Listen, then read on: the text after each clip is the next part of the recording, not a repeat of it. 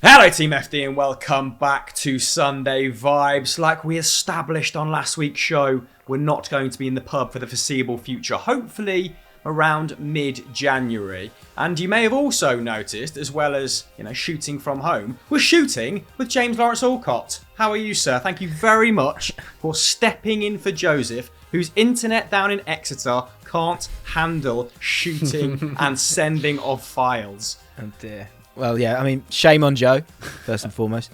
Exactly. Yeah, it's an honour to be here. This is bucket list stuff. To be on Sunday Vibes is a vibe. So I'm buzzing. You might see already. People see me normally, I'm like, leant forward. No, leaning back. Relaxed. I'm ready. Let's go. Leaning into the general vibe of the show. Zachary, rounding off the lineup, how are you on this fine morning? I'm as good as ever, mate. I'm as good as ever. I can't go home for Christmas, which ain't fun, but you know what? This is going out on a Sunday. It's Boxing Day now. Let's hope Chelsea beat Aston Villa.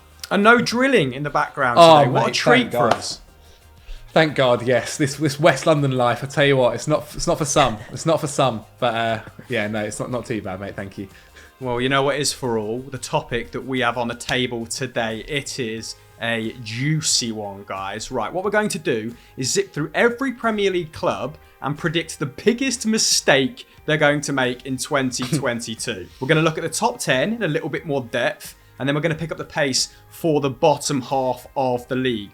So we're doing it on merit here. We're not just picking the top 6 sides and putting a light on them. We're going to elaborate on some other teams too. Now, I've got some suggestions down on the script already, guys, just as thought starters, just to get our juices flowing. And I put out a tweet, and fans have sent their suggestions in as well. So let's see what you make of them. And see if you agree. Feel free to fling your own answers at me. Let's start at the top of the table then. It's Manchester City.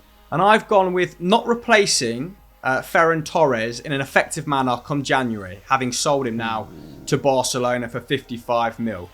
Zach, we'll start with you to ease James in. Do you agree with this? Is there something a bit more sizable on the menu you want to discuss? I mean, with Man City, it's very hard to predict them having a sort of a failure in the coming year. They're just such a well-oiled machine in every aspect, from the academy to the first team to their transfers. They very, very, very rarely get it wrong.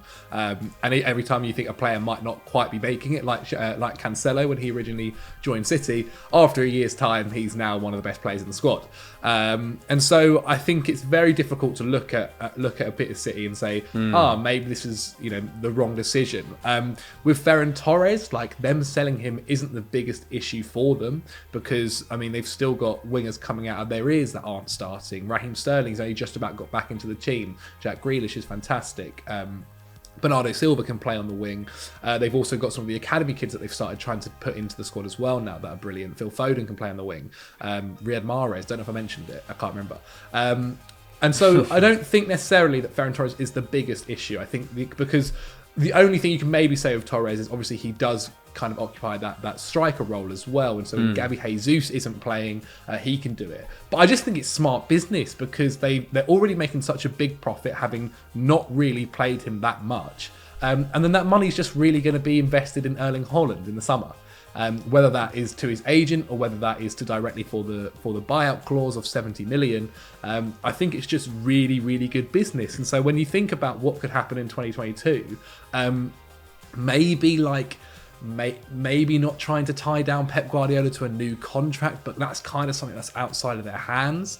I think it's quite difficult to look at what they're doing and saying, like, this is wrong, just because they're so good. They're so good. I agree with you. It's very easy to get egg on your own face here, predicting a failure of City when, like you said, they are just relentless in their pursuit of excellence, aren't they? The reason I slightly disagreed with the general vibe of the Ferran Torres sale that was permeating on Twitter, which was, oh, look, we've doubled our money, was money means nothing to Manchester City. Mahrez is 31 next season. Raheem Sterling's yet to sign a new deal, has said he wants to play abroad. Maybe that was a play for a bigger bumper contract, yes. Gabriel Jesus is now playing out wide. Ferran Torres has shown that when played through the middle, he can be extremely effective. 0.7 goals and assists per 90 to 28 Premier League appearances. I think it was probably just worth hanging on to him until the end of the season. Jimbo, what do you make of Ferran Torres? And have you got anything else Man City wise that you can foresee? Yeah. First of all, I love the way he framed it. I love the wording of this. Not replacing Torres in an effective manner. What is effective? I'm not totally sure what effective manner means, but I know what you mean, because you can't go, oh, they haven't got Torres now. That means the team's full of holes. Like this is called hedging your bets. Yeah. Yeah. Well, I mean, ultimately, like, did anyone notice he wasn't playing? Yeah. Not really. I don't think anyone really noticed it because they were just too busy winning. So I get the sort of flip it and sell him. I agree with you as well. I think there's something in the fact that the position of Ferran Torres and the position he maybe wants to play as well is an interesting one here, because, like, does he see himself as someone playing out on the right hand side, or does he see him as someone playing himself through the middle? Maybe going to Barcelona, he gets to continue its progression and play through the middle. That's where they're really, really weak at the moment. So for him as a player, it's maybe a good move. For Man City, we know they've got such an embarrassment of riches that they'll be fine. The only other mistake I can see them making is dominating every game of football they play and getting far in the Champions League, and without trying to chuck in a headline, bottling it again with a silly formation or a silly setup in a game that, if you just play, and I know I'm obviously referring to the Champions League final, if you just play the players that have been dominating the entire season, you'll probably win this one. And instead making silly changes, that overthinking thing, which I know again feels like a lazy headline, there is truth in it, because Guardiola, when it does get to those pressure point moments in cup games, he does make odd decisions at times. So that's the only mistake I can see happening, them kind of ruining it for themselves. Let's move on to Liverpool, and the only one that I was sent here by people such as @eharry92 was the Salah contract situation. Either him not signing it or Liverpool sort of breaking the bank in order to land him. James, what do you make of this? I imagine this is something you've thought about and discussed on your channel. Yeah, a little bit. I guess it's one of those where you expect it to be done, but Salah is pushing it as far as he can. 400k a week is apparently the amount that they're wanting at the moment. The highest paid wages is Virgil van Dijk at, is it 220? Yeah, something like that. So it's interesting, because generally when we look at it subjectively and we look at clubs, if this was Arsenal, we'd be going, don't do this again. Don't do this again. Don't give a guy who's on fire because he wants a new contract with that kind of money, because it could get dangerous. That said, with Mohamed Salah, he's in such a strong bargaining position here. Like, he's never injured. Like, touch wood. Sorry, Liverpool fans. He's never injured. He's so consistent every single year, and he's of course got at least 3 years on his contract. I guess the question is in the wider side of it, do you want to cash in on someone like Mohamed Salah? And if you were to, how much money can you get for him? And can anyone really afford him?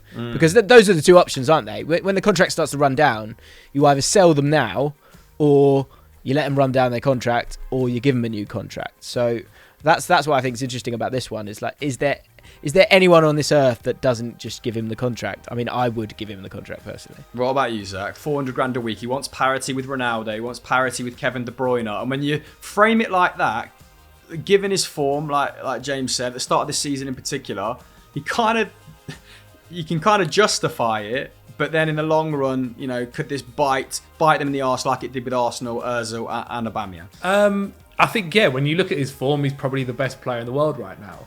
And so he deserves to be getting paid as such. I mean, £200,000 a week, obviously, is not little money at all. But then Aubameyang's on 350k, right? He must be looking at that and thinking, this guy that doesn't even play is on more money than me. So what's happening here? And I think the other thing that kind of goes Liverpool's way more so is that Salah doesn't actually want to leave the club. He is keen to stay in Liverpool. His whole family's in Liverpool now. He's set up them for a few years now in school in Liverpool. And he said himself that he doesn't want to. He doesn't want to leave, even if it got to that point. Could you call the bluff here? That's a good point, Zach. Do you call the bluff? Exactly. I think Liverpool could kind of play this to a point of, look, he needs to get paid more than £200,000 a week. He needs to become the club's highest paid player. That's for certain.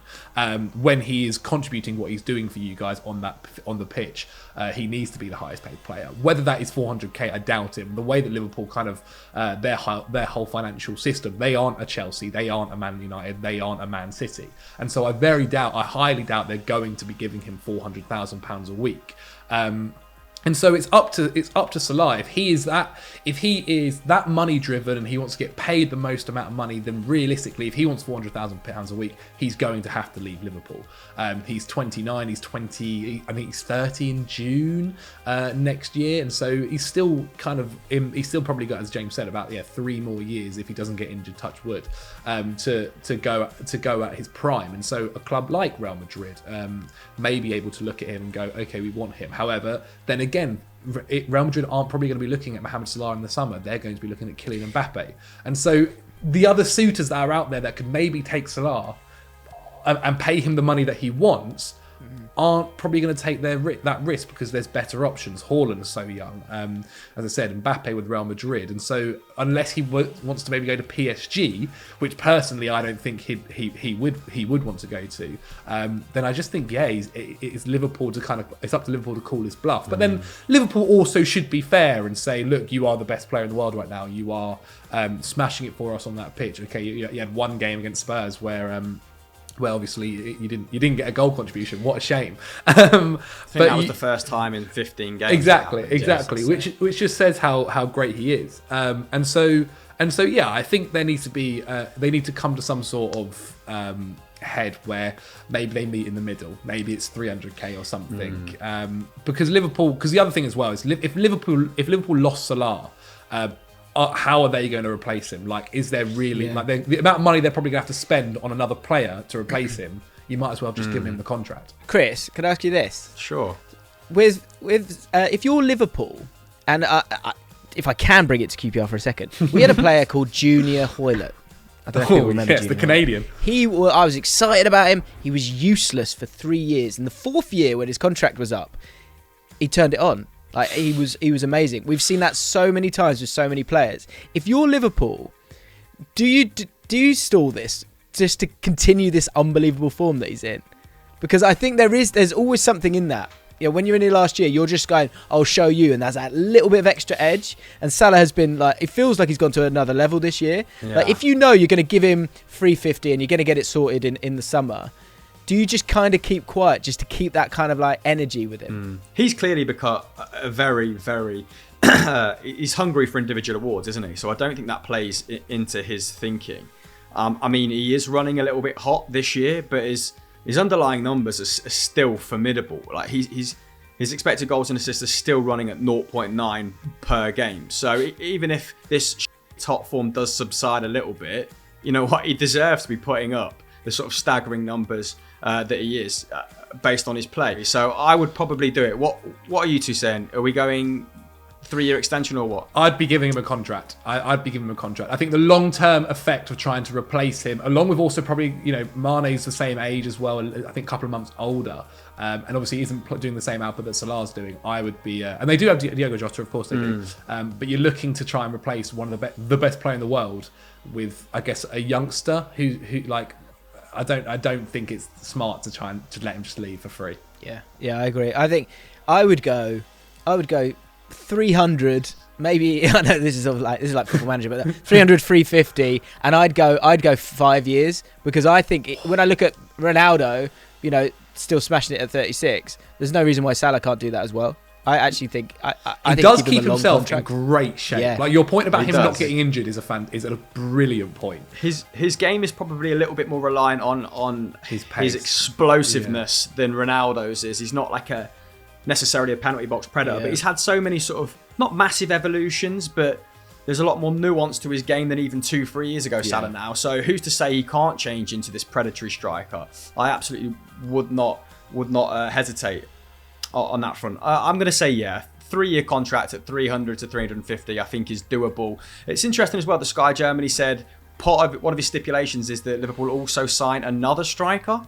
So clearly he wants Liverpool's ambition to match his, and obviously they've been quite frugal in recent windows, haven't they? And I imagine that's something he wants to see knocked on the head. Right, let's move on to Chelsea then.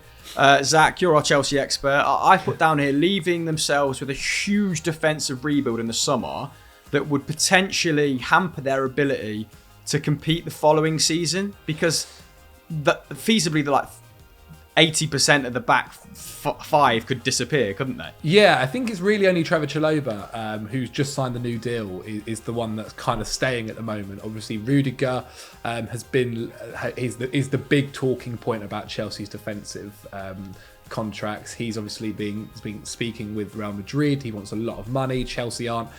Kind of similar to the Salah situation, but obviously a much different player. Chelsea don't want to give him I think he wants something like 300k a week. Chelsea don't want to do that. Real Madrid apparently talking to him, more so willing to do that. And so there is a big issue there. Thiago Silva apparently looks quite close to being done.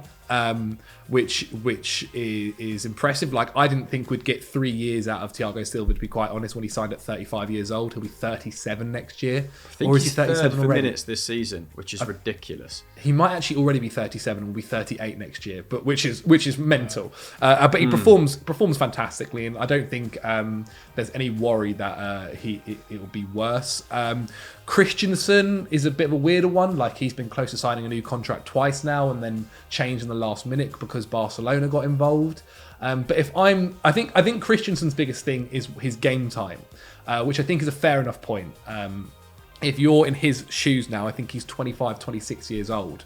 He's now getting towards his prime. He wants to know he's starting week in, week out for a top side. And if Barcelona are kind of talking to you about that, and obviously I know Barcelona aren't in the same heights they were a couple of years ago and had Lionel Messi, but still Barcelona does come with a big name. Do you sympathise with Christensen's head being turned? Because obviously Rudiger's been offered a decent amount of money. Christensen's actually one of the lowest earners on 80k a week. So if Barcelona come in with 200k, you can understand why he's stalling, right? Exactly.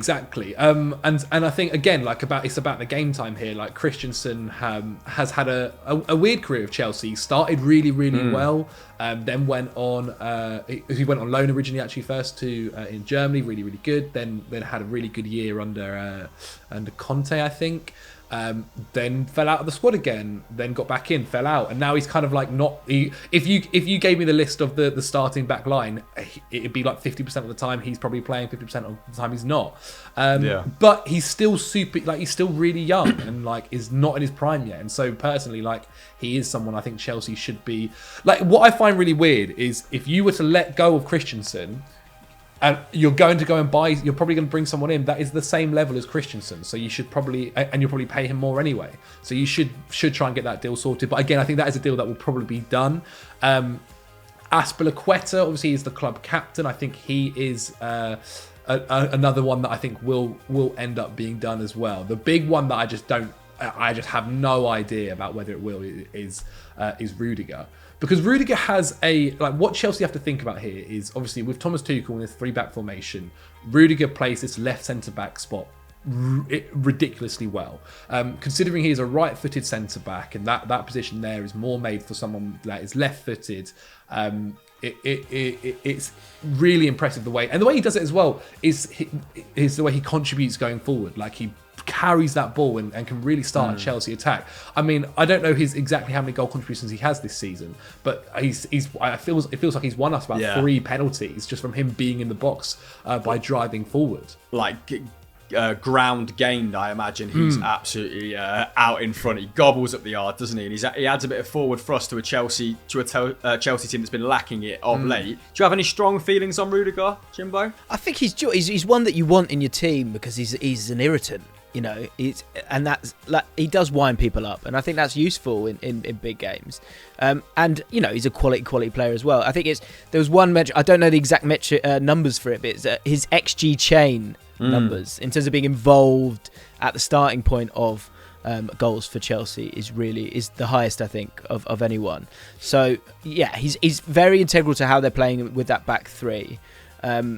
It's interesting. I was just kind of looking at his age. It says he's 28. I thought he was older than that, which is interesting. Which maybe highlights that he is quite a leader for the squad and the team. There are a lot of good centre backs out there. That's what I would say. You know, you talk about Koundé, Bastoni is a player. I did in a video. I said Bastoni would be a really good shout for them as someone who's progressive with the ball as well. So there are other options out there. With Christensen, if I was Christensen, I think I'd leave, because I think you can be the main man at a really big club right now. You know, maybe it's not a Premier League club, but it could still be a Barcelona or maybe Bayern Munich. I don't know, Oh, those kind of Bayern clubs. Munich, yeah, I think it's an looking at option. him. No, for sure. Yeah, I there's options. I really wouldn't. Yeah, I kind of agree with you, James. I also think there is because I do feel like 80% of these contracts will get done. Like there will definitely one of these players I think will leave through not getting a new contract. Okay. Whether that is Aspie, whether that is Rudiger, whether that is Christensen, I'm not too sure. But I do feel like one, because essentially you're telling, if you're giving all of them a new contract, you're telling them one of them you're not going to be playing that much. It depends how much one of them is keen to play. The only other thing I'd say maybe is Chelsea's midfield as well. They might have to do a little bit of buying make up there. But then if we go into the midfield, this episode might exactly. Yeah, next also, club. what is the minimum in terms that they can deliver to avoid a huge turnover, to avoid a detrimental turnover? Then is it signed down just Rudiger or Rudiger and Azpilicueta? Like, can Christensen go? What is your very concise top line opinion on this?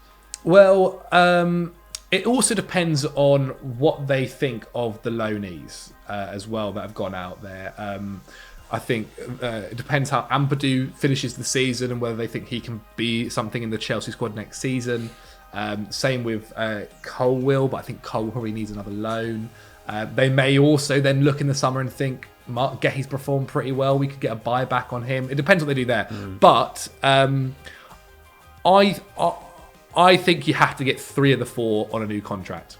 I think if you go into the summer losing 2 starting centre backs in a 3-back formation, I think you're going to be a bit worried there, because you're going to have to go out and buy at least another one if you're going to accept and bring back one of the loan boys. So I think you need to get 3 of those on a new contract. Yeah, not quite convinced with the level of Malang Sarr either at the moment. And it doesn't look like they're going to sign Kwande, does it, after 18 months worth of chasing? It looks like Kimpembe is the preferred option for Thomas Tuchel, at least if the tabloids are to be believed, which they are probably not. Yeah, Marina Granovskaya has work to do. Jimbo, I actually noticed when I was going through Chelsea on Transfermarkt, Lewis Baker, Charlie Musonda out of contract.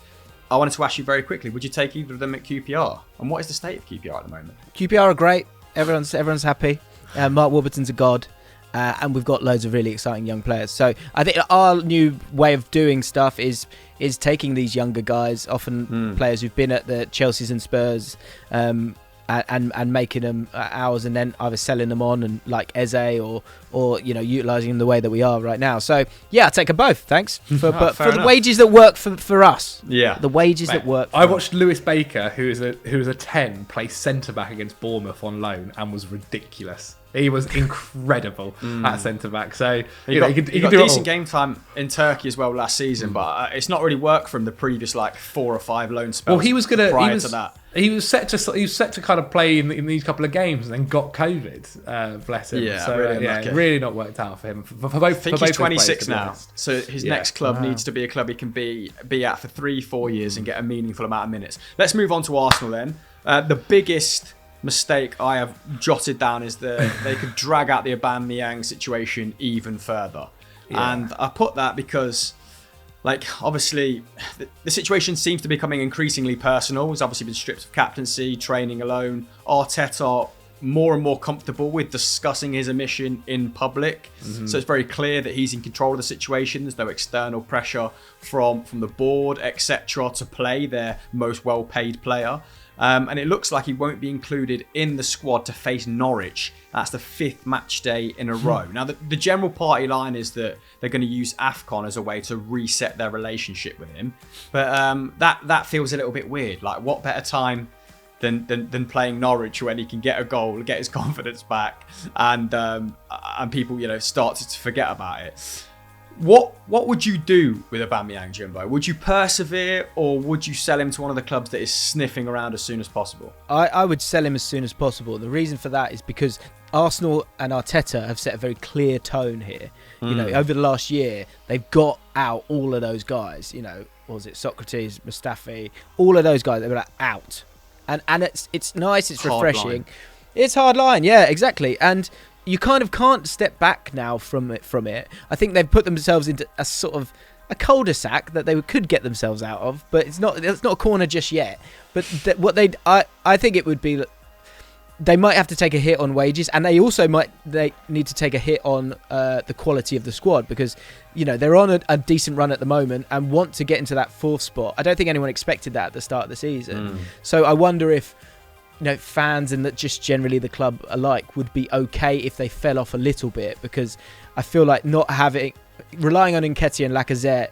Yes, you've got, you can play that kind of false nine way at times, because you've got Smith Rowe who's scoring goals now, Odegaard who's scoring goals now, Saka, all that. And they do look like they're 80% there. I do believe they're 80% there. And they've got growth in that team as well. But Aubameyang he's barely for the present, and he's certainly not for the future. So I would try and get rid as soon as possible, even if it's a loan. Like maybe let him go to Newcastle or see where else you get it. They have been very good at getting these people off the wage bill. Yeah. I don't see how him staying continues that sign of going, these are our values, we have integrity, we're not the old Man United, we're not the old Arsenal. Different video. And I just think, just get it done. Like it may be harsh, but I would just get it done. Yeah. Okay. Zach, do you think it's complicated by the fact that Lacazette and Nketiah's deals up at the end of the season? They haven't agreed anything as of yet. If they were to jettison Aubameyang to Barcelona, Juventus, one of the Milans in January, let's say, they could find themselves with just Martinelli come the start of the summer. And obviously his injury record is patchy at the best of times. Look, I think I kind of agree with James. Like, you get rid of him in whatever you have to do. But the issue here is for Aubameyang, he is on, as we said, 200 base, but 350 with bonuses. Whether he achieves those bonuses, it's another question. But let's say he's on 300 roughly. Then, if he achieves some of them, it is made even more difficult to get rid of him in January when he's off with Gabon in the African Cup of Nations, if that goes ahead, which it does look like it is going to go ahead. So it's basically near impossible getting him on loan or selling him, unless there's some sort of deal being done behind the scenes, where he's able to sign it whilst on international duty. I don't know. So I feel like that's not going to happen. And so then you've got him for the rest of the season. And then even if you did get a club to come for him in January, Aubameyang is on his last contract here. Aubameyang is never going to get paid the same amount of money that he is on right now anywhere else. And so if you're Aubameyang, I would find it very, very, very difficult to look at another club, whether that is Barcelona or whatever, because I think, and maybe Barcelona would be stupid enough to offer him enough money for him to say yes, but I don't really see another club offering him 200 plus anywhere else. And so if you're in your final years now of your playing career, and okay, you might go to the MLS to extend it even longer, I don't see him earning the same amount of money, and a footballer's career is very, very short. And so if he's earning all of his money right now, I feel like if I was in his situation personally, like, I would stay just for the money. Like, you got to think about, you got to be a little bit selfish. I know Zach's a mercenary guy. Incredibly revealing. Maybe. Jason Bogard himself. If you didn't know that about Zach already, he's an absolute pirate, mate. Maybe. But like, if you're Arteta in this, do you? And I'd love to know what Arsenal fans think of this. Do you go? If you're not going to play Aubameyang between now and the end of the season, do you want to go and get someone, or do you want to just find out if Eddie Nketiah is good enough by making him a key part of this? Because this week, scores goals in the League Cup, is clearly a natural finisher. You got some people saying give him a contract, but this is you're playing Sunderland, who, with all due respect, are like a League One side. Like, is it worth, for the long term understanding of how good this guy is, to go, okay, it's you and Lacazette between now and the end of the season. We didn't really expect to get further than we are right now. Let's just see. And then again, you've got a base of knowledge for the foundation from that from the end of the season to the start of the next one. I mean, that would have to happen pretty quickly, wouldn't it? He'd have to hit stride pretty quickly, because Arsenal have the youngest team in the Premier League, and Nketiah is young, but he's 22. I feel like they've probably got a good gauge of his all-round game and what his ceiling is already. Like you've said, prolific in the EFL Cup this season, but only entrusted with like 6 starts maybe in the Premier League over the last 2 seasons. I don't think they rate him. I don't think they trust him to be the main striker, is the thing. He's a fine squad player, but ultimately, probably just short of that starting quality for a top 6 side. But I hope he goes on and gets the minutes because he seems like a lovely lad. You know what? Thinking about those teams I just mentioned, the only one I can think of who would be stupid enough to give Aubameyang that sort of money is probably Juventus, because AC Milan are starting to sign very young. Inter Milan, perhaps not got the funds. They don't want to invest. Don't really need him, do they? Well, it doesn't look like Juve are going to... Dzeko's killing it for them up top, isn't he? It doesn't look like Juve are going to bring in Morata either. Obviously, he's on loan from Atleti at the moment. Yeah. Barcelona, I mean, their modus operandi has probably changed under Xavi, hasn't it? They've gone for a young Spaniard to lead their attack, not a 33-year-old who's kind of not washed up, but who's struggling. So, yeah, I think... it feels like we've got to get rid of him here. I would persevere, but I've been outvoted. So let's crack on to West Ham. What I put down is West Ham not signing a top number 9 who could help them secure top 6. But then I got a suggestion from Tom Quirk Journo saying selling Declan Rice would be an even bigger mistake than this. So what are your thoughts on those two matters? So I think, sign a bloody number 9 for God's sake. I think that needs to be done, because I think you're looking at West Ham, through a different lens now because they've overachieved. Yeah. That said, is this squad going to be this good next year? I think by this time next year, you would imagine Declan Rice will be sort of irking for a move and may have got that move wherever it may be. And that is a big loss. That is a huge loss for them. So between now and the end of the season, you've got a real exciting opportunity in the Europa League and in the league to do something really, really special. And Antonio's struggling. He's jaded. And I think you need those different options just to see a different side of Antonio as well, because he can do both jobs. He can be a target man, but he runs to channels as well. Like, what if you played him up top with someone? I think that would make a massive difference for them, because the next few games for them are so important. After that, they've got some tough games coming up, so they need reinforcements, I think. And they can be gentle reinforcements, but up top is definitely the area for sure. Zach, what do you make of West Ham then? We'll pick up the pace now. I mean, it would have been really good if they had a guy like Sebastian Haller to do the job. Obviously, yeah. No. But I think they do need to be smart. I mean, obviously, Jared Bowen's been filling in that spot really well. I think he's a guy that, to be honest, in the summer could maybe, depending on if someone came with a decent offer, could get a move as well. But yeah, I think another reinforcement, and I feel like everyone knew Antonio's level was going to drop off a bit eventually. And obviously now that he's had COVID, I think recently he's also been injured. His injury record as well is not great. It would have been really smart to have maybe gone and done what Southampton did and maybe looked at someone like Adam Armstrong and bring him in, just so to kind of have that another person there when Antonio's either not fit or firing. And so yeah, in January I'd be looking around, but obviously January's the hardest transfer window to do transfers in, and so if they'd probably have to pay quite a bit more than they would in, say, maybe the summer. And at the moment it's they're able to, I watched the game yesterday against Spurs, and obviously I thought Bowen did a pretty good job up top. So yeah, I don't know, it's hard, but they may have to spend quite a bit more in the summer. It depends, and they've got a half decent youth academy. Maybe they'd be able to look into there as well, that someone could help them out for. But obviously we're playing so many games now with the Europa League, and they want to try and go far in that competition. They do need to get back up. And as for selling Declan Rice, again, if you get into the summer and someone is offering you 85 plus, you probably sell him. Because Jesus Christ, that boy at the moment is becoming ridiculous. He is so good. He's a beast. So yeah, if that's Manchester United, Chelsea, whatever it may be, if they offer you the right amount, you sell him. And then I was going to say I kind of backed them to replace him, but at the moment they're I think Pat said it a couple of weeks ago, their recruitment seems to be they have 2 scouts, one who just looks in the Championship and one who looks just in the Czech Republic. And that's it. So if they can find replacements there, then it'll be good. Yeah, they need another diamond from Sparta Prague or wherever it is to come to the fore. Yeah, I found it interesting that L'Equipe and some other, I think it was the Metro, said that Jonathan David will be available at the end of the season for between 30 and 47 million, which are wildly different valuations, but to be expected online.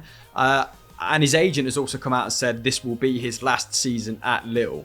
Now, there is an opportunity cost here with West Ham, isn't there?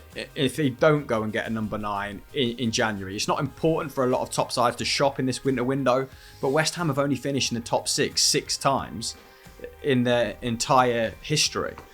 So if they could secure European football in back-to-back seasons, because they're a little bit more proactive in the market, I think the juice would be worth the squeeze. And going for someone like David, I think it's punchy for sure. It's really punchy, but it's ambitious, and it would take them in the right direction. I mean, he's been hot for Lille after a really tough start to his time there. I think it's 11 goals in 18 games this season in the league. So banging form. And I also liked Tom Quirk's suggestion of Nico Marino potentially replacing Declan Rice. Yeah, Mikel Merino at Real Sociedad has been a formidable all-round midfielder. Really, really good suggestion. Right, let's move on to Man United then. And I'm going to take the executive decision here to bin Man United off, because we've done whole episodes on how to fix Man United. Like, Joe's not here. Let's just take the opportunity to dismiss them, all right? Like, we could talk about them just not signing a CDM. That's it. Yeah, that's it. Sign a CDM. Like, try and get Poch to the very best of their ability in the summer. Like, that's it. Bored of talking about it. Right, Tottenham. So my suggestions for Tottenham were letting Vlahovic go to Arsenal, which I think is pretty punchy from me, and Dylan Grady's suggestion is not signing a creative player. Now, you watched the game, you said last night, Zach, did you see any obvious holes that need filling in the winter window, and what do you think could be their biggest mistake in 2022? God, in the winter window, I mean, we do say about obviously signing another striker. I think getting someone on the level of Vlahovic is probably a bit too far. I don't think they're going to sell Kane now. Like, if I'm being quite honest, I probably think Kane enters his career at Spurs now. I just don't see him leaving. Obviously, the way this season's going, like, I don't think anyone's going to come in with a £100 million bid at all. I think City will focus their efforts on someone like Haaland, and so after that, it's like, no, maybe United, but I feel like that would be a bit stupid as well. And so I don't think they're going to get rid of Kane. So they do need a backup striker, but obviously Vlahovic is way too good to be a backup.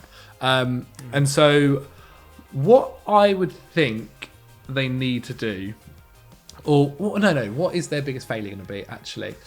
Probably signing that creative player. Like, Spurs in the midfield, like, they're really struggling to kind of progress that ball from midfield to attack, and get it to Son or get it to Harry Kane. The midfield yesterday obviously was an EFL Cup game, but it was against West Ham.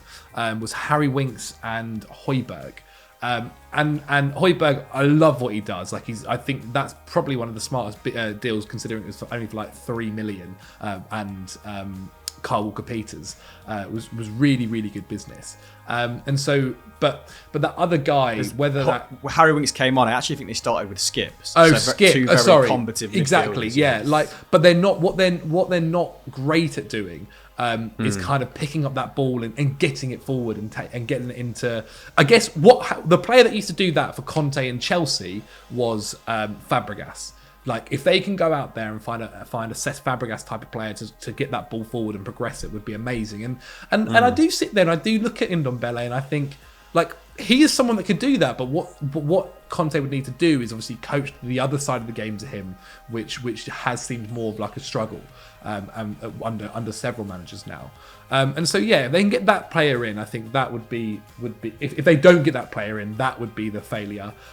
Maybe also looking at trying to get another centre back in. Eric Dyer has been really, really good under Conte. The South American who escapes me, Lo Celso? No, sorry, centre-back is what I'm thinking of. Oh, Romero? Romero's been really good. If they can find that other guy, because I don't quite think Sanchez cuts it in that back three. I think if they didn't sign another centre-back, I think that could also be a bit of an issue. Well, Conte said this week that he thinks Eric Dyer could potentially be one of the best centre-backs in the world, so I want whatever red wine he's drinking, mate. What do you think about Tottenham, James? I think it's a really big window for them, actually, because I think what Harry Kane wants, and I know he's struggling in terms of form, but he's still an elite footballer at the moment. I feel like they need to sort out the centre-back positions a little bit, or have someone who could be that progressive player for them. There is a video on my channel about Nico Schlotterbeck right now if you do want to go and check it out, where we say that he might be good at Tottenham. Sorry. So yeah, I think centre-back position is an area where you can get a player for them. And I think ultimately Conte and Kane need to almost like prove to each other a little bit. Like, Conte, you've seen the difference already. You have, but that is also a new manager bounce element, and it will calm down just a bit. So with January, you know, the likes of, say, Winks, who I was impressed with against Liverpool, or, you know, Dyer, who's been looking a bit better as well. This is great, but I guess the question mark is how long will that carry on? And so the next stage, just to almost keep the momentum, is to bring in a couple of exciting players in January. So I think they do need to make a couple of signings. I don't think they'll get a striker, because I don't think it's going to be the front two that it always is.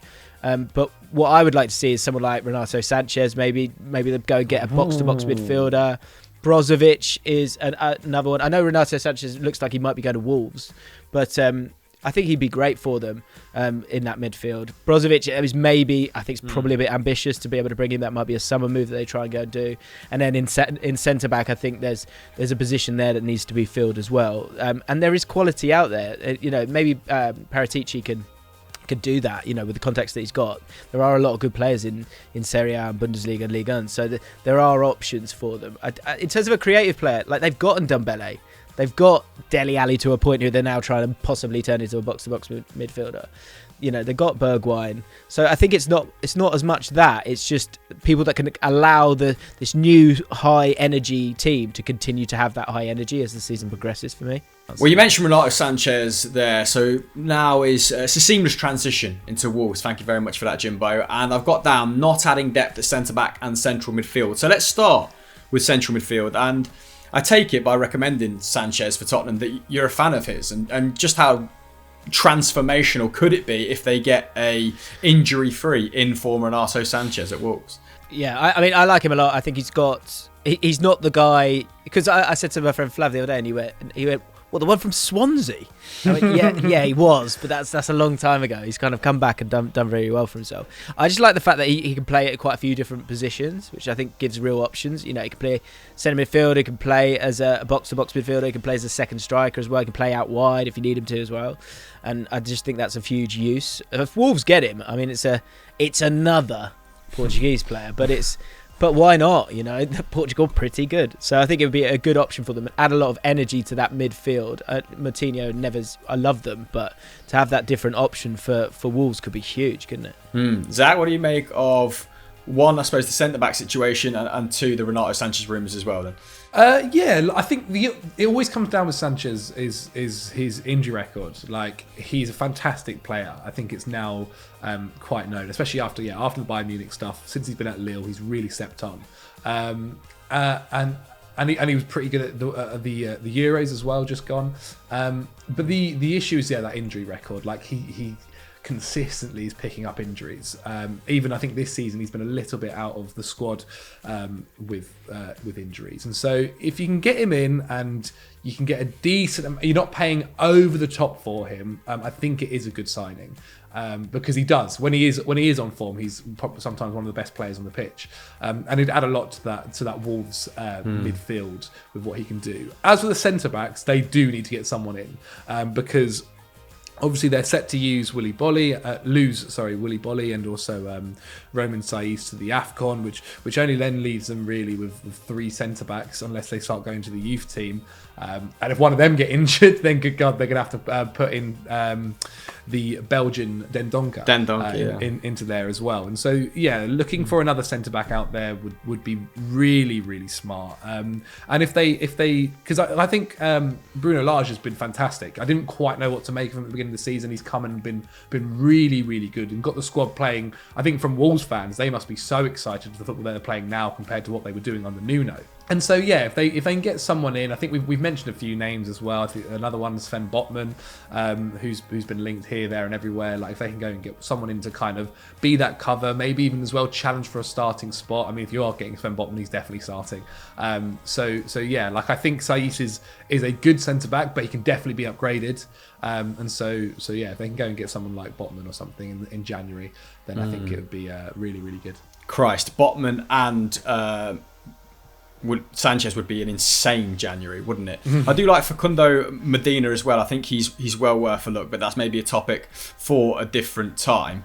I mean, yeah, I agree on the centre-back front, have to go looking for someone. I don't know if that's a short-term fix, like a 6-month loan or whatever, but if Kilman got injured, if Cody got injured, it would be a massive problem for them. And it was interesting to read that they were the side who came close, the signing Sanchez in the summer. Tim Spiers from The Athletic said they're as close as you could be. I know the player has linked himself with Barcelona and so on and so forth, but it sounds like pie in the sky stuff, but achievable by all means, I reckon. Right, let's move on to Leicester then, and we've discussed the Tielemans contract situation before. Leicester, I could not speak higher of Tielemans. I think he's a very complete player, very complete midfielder, severely not restricted, but worse off without him.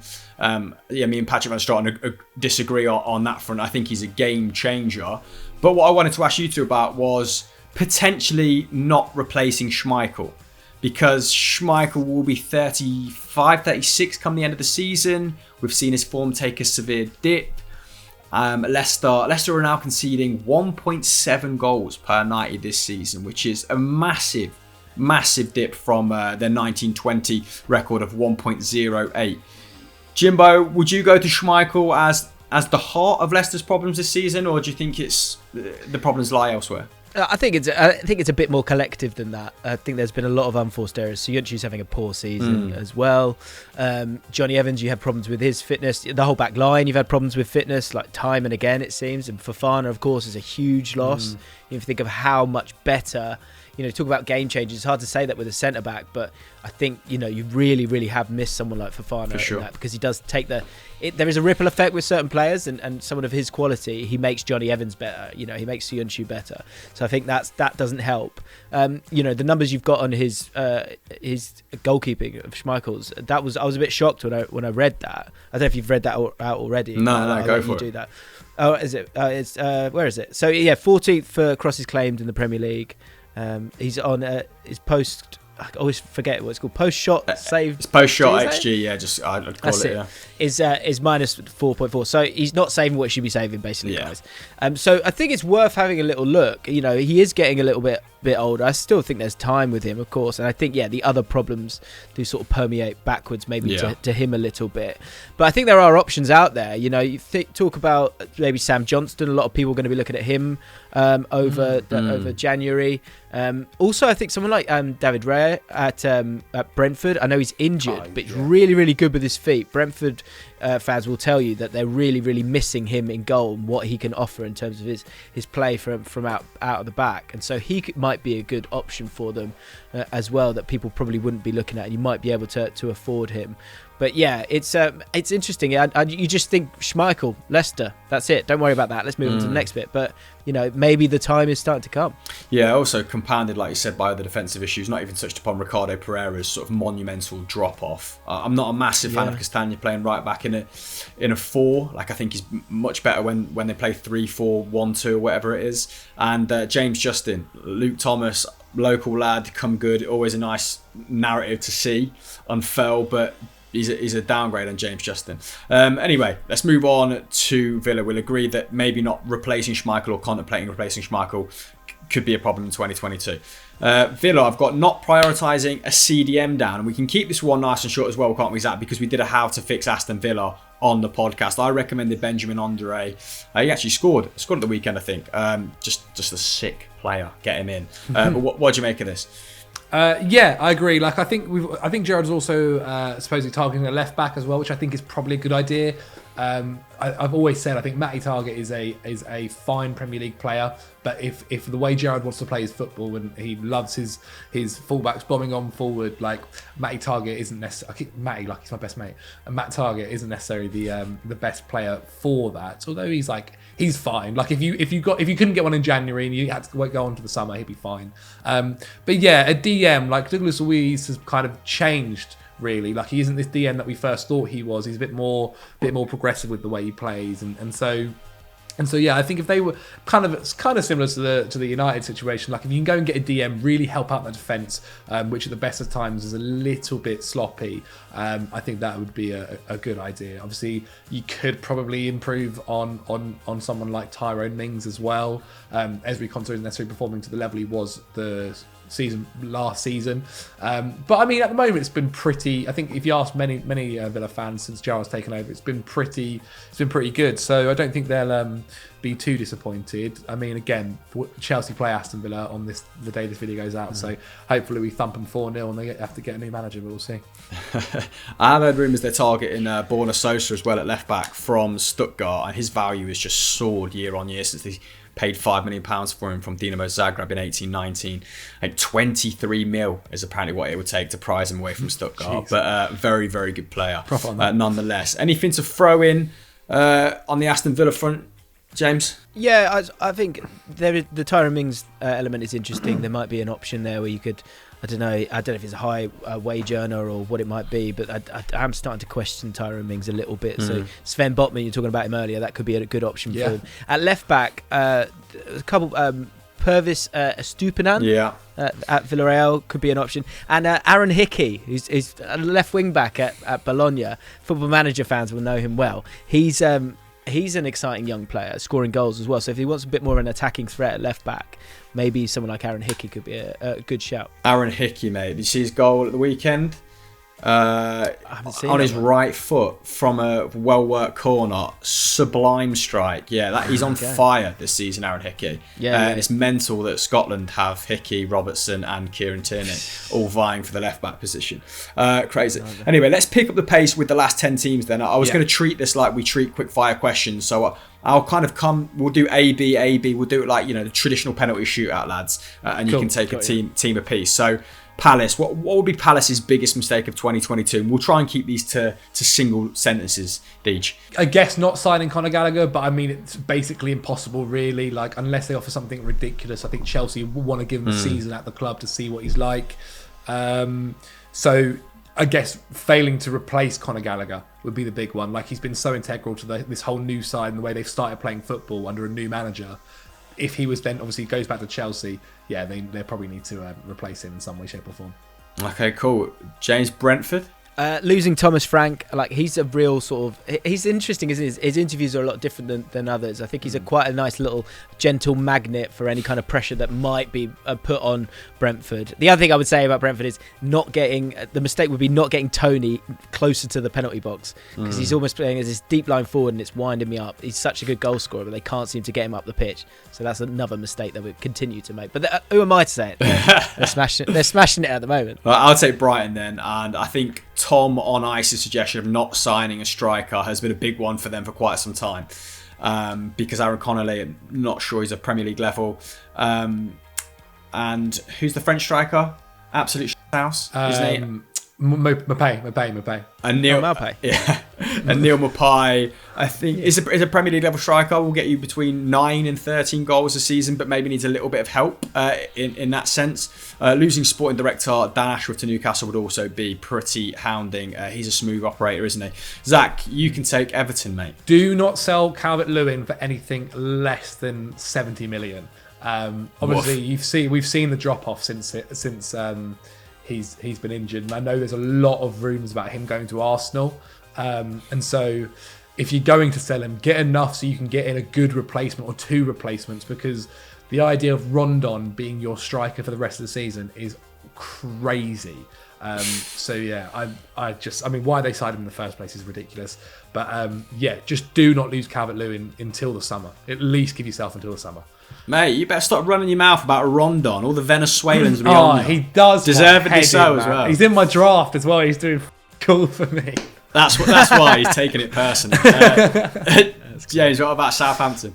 Southampton not finding a buyer. It's been 2019 since they sort of kind of went on the market. I think it's always a really dark cloud to be over the head of any football club, and you've seen that maybe with some of the sales that they made. Maybe it's down to contracts, but ultimately they're not really showing the ambition that I think Southampton fans would like to see. So a new owner, I think, would obviously help, and I guess an owner that they're happy with, because there is a lot of money in the Premier League, and they need to have a little bit as well to spend to compete. Yeah, their owner Gao Zhisheng not put a penny into the club since he bought it, but also hasn't taken a penny out.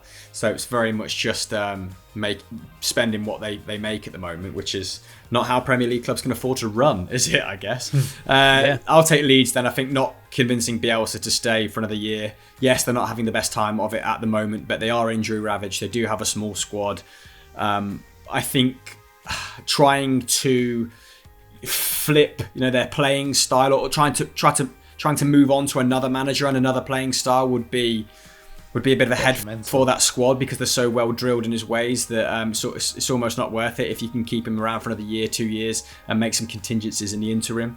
What about Watford, Zach? Well, I think if they go down, which does feel maybe, well, I don't know. I'm still quite impressed by Ranieri, but if they go down, losing Emmanuel Dennis, Ismail Assar, and probably Josh King would be a real bad mistake. Like, you're probably going to lose one of either Dennis or Ismail Assar. But if you lose all of those, if you lose both of them and King as well, like, you're kind of not giving yourself a good chance of coming back up. Which I think if you keep them, you've got a really, really good chance.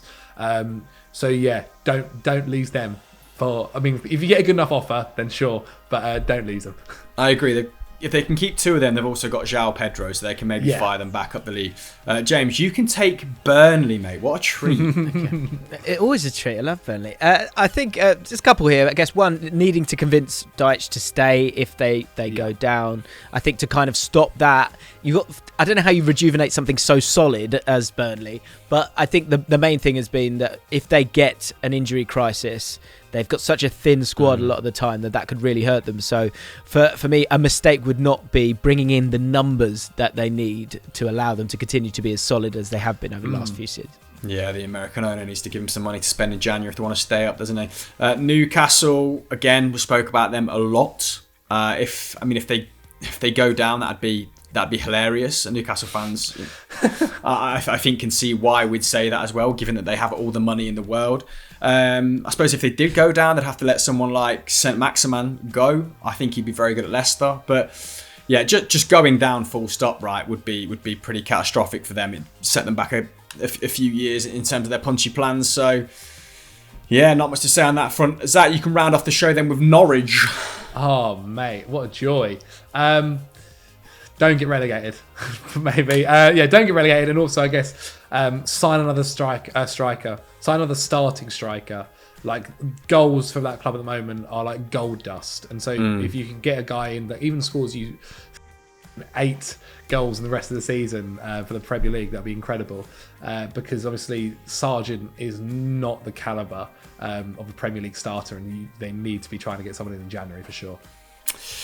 Yeah, not get relegated. That's sound advice for Norwich, mate. I agree. No worries, that's pretty good. If only they knew. I know. If only they knew. James, I wanted to open it up to you, mate. What would QPR's biggest mistake be next season? I mean, you've shown Warburton a lot of love. Would it be relinquishing his services? I think it's going to get dicey soon, because I think people will start to look at him once again. I think his reputation obviously took a hit with Rangers and somewhat with Forest, although it was the Forest hierarchy kind of just wielding the axe again with him a little bit. He's been absolutely fantastic for us. I think we're kind of quite a well-run club, so the scary thing is not continuing to build the squad that we've got. But we've also got a squad that's got that mix of like older dudes and exciting young players, and when those exciting young players do well, they end up kind of getting sold. So maybe for the like long-term future of the club financially, we just have to continue to be smart and not just sort of take the glory when it comes, which is super, super boring. But, we're in the playoff positions at the moment. And I guess the mistake would really be actually not getting promoted this year, because getting promoted would be a glorious thing. So I'm going to go with that, actually. If QPR did come back up, last question, would you think, how do you think they would spend once more, having done it so recklessly in the past? Would it be a case of sort of accepting your status of almost going back down and coming back up again after that, building a squad for that bounce back? Yeah, totally. The QPR that a lot of fans remember is not the QPR of now. Like we're a one. Like honestly, I would say, and it was a mess. We're a really wonderful club now. We're doing things the right way. And the recruitment is really smart with Les Ferdinand and Chris Ramsey, and we bring in. And there is a pool of talent in London. That can't make it. You talk about Lewis Baker. Those kind of players. bringing those players in who can still tear it up in the Championship and be very competitive.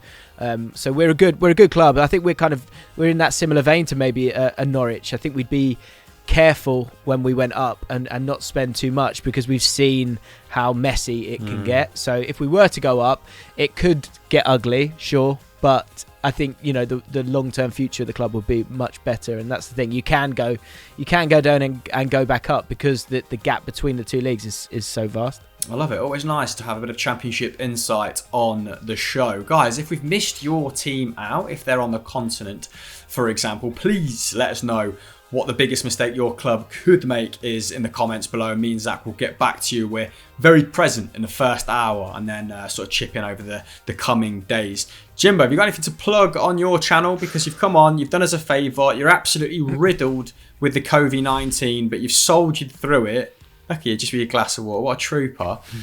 So let's sort of roll out the carpet for you, mate. I guess come check out my channel. I've got a video, one transfer for every Premier League club. Got Premier League Team of the Year video out as well. Yeah, it's we're kind of similar, aren't we? The Football Daily and or myself. I'm copying you guys. You've led the way. So if you like people that kind of talk about football and don't get too angry, then it might be the channel for you. So come check it out. Yeah, but you've got one of those fancy little mixing desks, haven't you? Where you can sort of crash zoom on your own face during live streams. That's what I like about your channel. That's the hallmark for me. high level punchlines that are emphasised by punching in. So yeah, if you want to see that, come check it out. I wish I could do it now. I can't.